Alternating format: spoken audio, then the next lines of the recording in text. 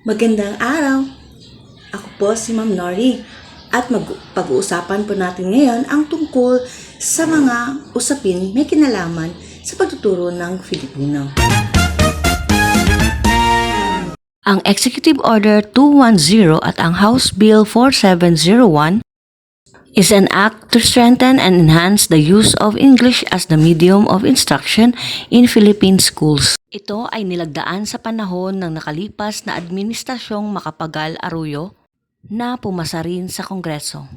Matinding kalbaryo ang sinapit ng wikang Filipino sa panahong iyon, sapagkat papalakasin na ang paggamit ng wikang Ingles bilang medium ng pagtuturo at pagkatuto ng mga mag-aaral sa Pilipinas. Marahil ngang may punto at totoo na mahalaga nating matutunan ang wikang Ingles sa larangan ng edukasyon. Subalit, ang paggamit nito bilang medium sa loob ng paaralan ay tila hindi makatarungan sa mga taong masasabi nating totoong may malasakit sa pagmamahal sa wikang Filipino. Aking naiintindihan na nais iparating ng batas maaaring upang mga natin maibsan, ngunit ang palitan ang medium na gagamitin sa pakikipagkomunikasyon ay hindi makatarungan.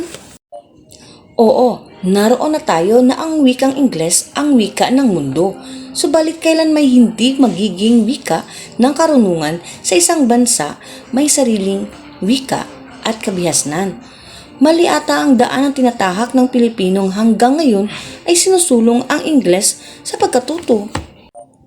Maraming survey ang nagpapatunay na hindi sa Ingles ganap na matututo ang mga Pilipino. Samantalang malinaw na sa Social Weather Station Survey for English Proficiency noong 1993 na 18% lamang ng mga Pilipino ang may ganap na kadalubhasaan sa paggamit ng wikang Ingles at karamihan pa sa kanila'y lumaki sa Amerika. Sa kasalukuyang panahon ay may kaunting pagbabago ang porsyento, subalit hindi naman sapat na basihan na epektibong natututo ang mga Pilipino sa wikang Ingles.